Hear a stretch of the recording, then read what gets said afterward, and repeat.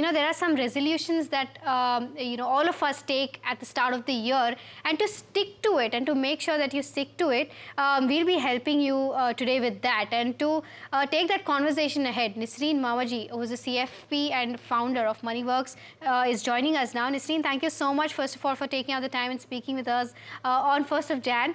My first question to you is that the earlier conversation that we had was all about financial goals. And, we did talk about as to how people do consider, taking goals on the first day of, every year, and they don't stick to that, right?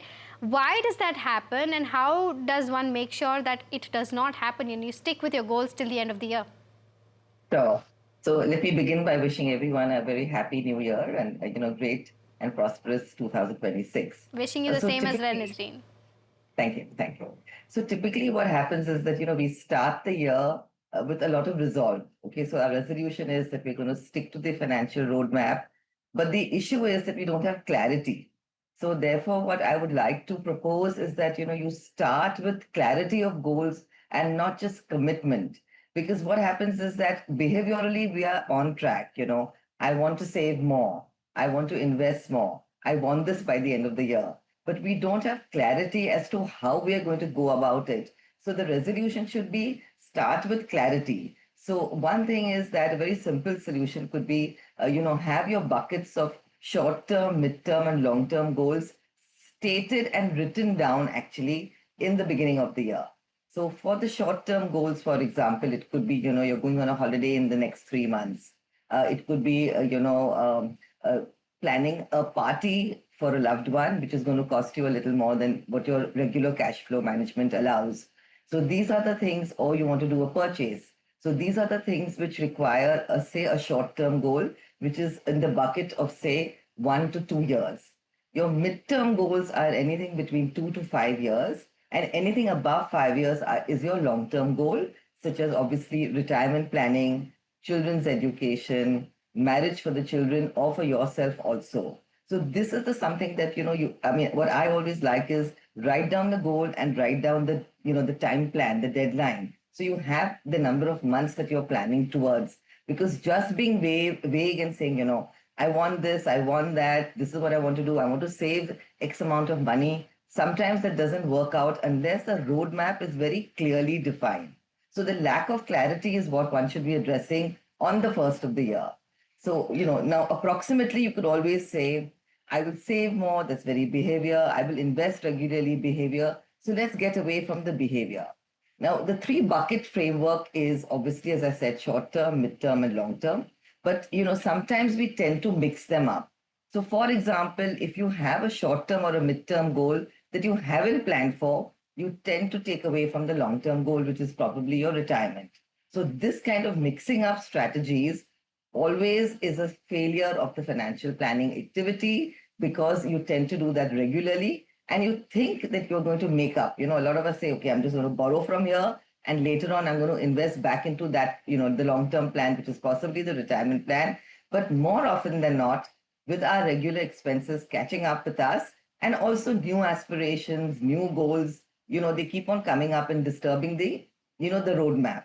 So very important to have clarity, write it down, and make sure that the figures for each goal are clearly defined and the mixing up happens to the very, very minimal extent. Because, that is also common and people do tend to mix up their goals, borrow from their long-term goals. But let that happen because, human behavior is going to be erratic and not, perfect. But let that happen to a very, very minimal extent. So that is possibly, one of the resolutions that you can have. Now, you have planned purchases, you have emergency buffers, you have near-term obligations. This is, what the clarity can cost you. If you don't have clarity, these are the short-term goals, then, you will run into trouble. So very important to note this down and, keep on track as far as the long-term goals are. Now, when you need the money, for example, you should have achieved that corpus. So the regular review of a midterm goal and a long-term goal is also very crucial because sometimes say if you're invested, say 60 to 70% in markets and say the rest in hybrid or debt funds or fixed income, because of volatility or various reasons, you might not have reached that goalpost. So at that stage, it's also very important for you to re-engineer that particular goal. So for example, if you're planning, say, an international holiday, and if your budgets do not permit you, then in that case, work it down and have a, second option of a goal or a holiday, which is costing you a little less. So, those are some of the ways that one can plan out and have clarity. So the resolution is have clarity and not just behavior dependence. Right. So, Nisrin, do you think that spending mindfully should replace cutting down expenses as a financial goal then? That's what budgets are all about. So we do start with the resolution that we're going to spend mindfully. But I think rather than just, mindful is a behavior, but clarity is having a figure. So if you have, say, 50,000 rupees a month, and you're typically following, or say 1 lakh a month, and you're following the 50-30-20 rule, which is 50,000 for your fixed expenses, 30,000 for, say, your variable expenses, and 20,000 which you are saving every month, or you're investing for your short-term, mid-term, and long-term goals. There, obviously, all of us are human, and we're going to change some of this up, but broadly try to stick to either the 50-30-20 rule that you have set out for yourself, or the 40-30-30. So if you have these percentages in mind, then it becomes very easier for you to have that clarity and stick to that plan. Because see, theoretically it's very easy to say, this is what I'm going to do for the entire 2026. You make up your mind, and at the end of the year it's all a mess. And this is human behavior. But if you stick to the percentages, I think, then you have all the liberties to, within that percent, make all those changes. Now, in your income, fixed expenses, for example, you'll have your rent or your property maintenance, you have salaries, you have transportation, you have utilities, you have tuition fees. So those things are typically, not possible for you to adjust, because those are fixed. And also the good thing is that you know what is going to cost you this year. You add a 5 or 7% inflation, you know what is going to cost you next year. So that way, you are safe. The difficulty is in the balance, 50%, which is your variable expenses, like what you mentioned, can we mindfully spend? So yes, of course, if you're within your 20 to 30%, whatever you've laid out for yourself for your variable part, which is your recreation, your shopping, a sudden vacation, if you're within that portion, then of course you can, change it up there. Because we have to understand that life is not just about being intentional at every stage, and one wants to also be impulsive. So you can have your impulsiveness at mindfully. I think that would be a nicer way to propose that we spend our 2026. Yeah. All right. Just one last question, Nisreen, to you with regards to passive income, because I think from what I understand is that people don't understand the power of passive income, and as to how the goals that you lay down for the entire year and the bits and pieces of these goals that lead to your overall retirement planning, right?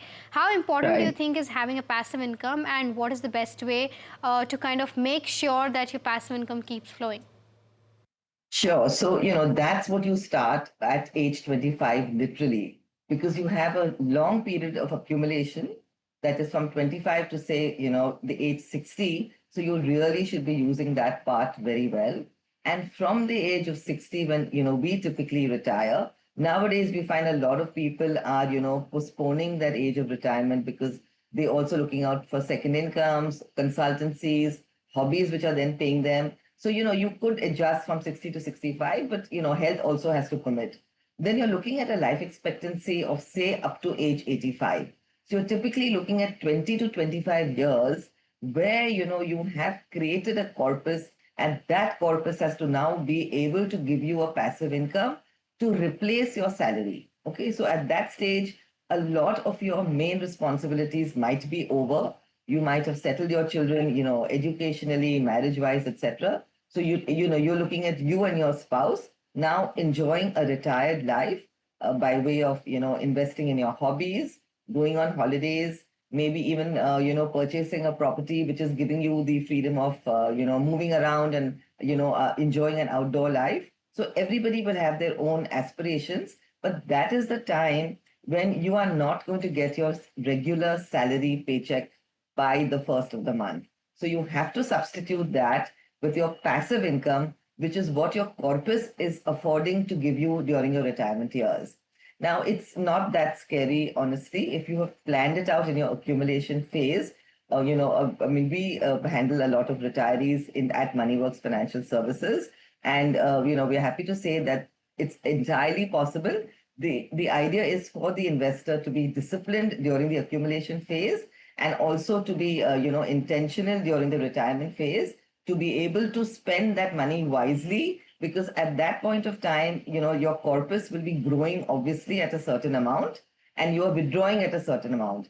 So that, you should always maintain that you are on track, because you don't want to outlive your corpus at any stage and be in a position where, you are dependent on your children or family. So therefore, make sure that your accumulation phase or your working years are very well planned out to save for retirement. Don't, as I said, mentioned earlier, don't withdraw from your retirement funds to pay for your short-term expenses, and make sure that the passive income flows in regularly as per inflation, so that, your retirement years are really peaceful and enjoyable. All right. Okay, Nasreen, thank you so much for giving us those insights. I'm sure this will help our viewers, put their financial goals or overall resolutions of 2026 into place. So thank you so much for taking out the time and speaking with us at NDTV Profit.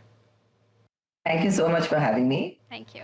All right, viewers, we're completely out of time on this edition of Your Money Matters, the first episode that we had for 2026. Do stay tuned. More news and updates on the other side.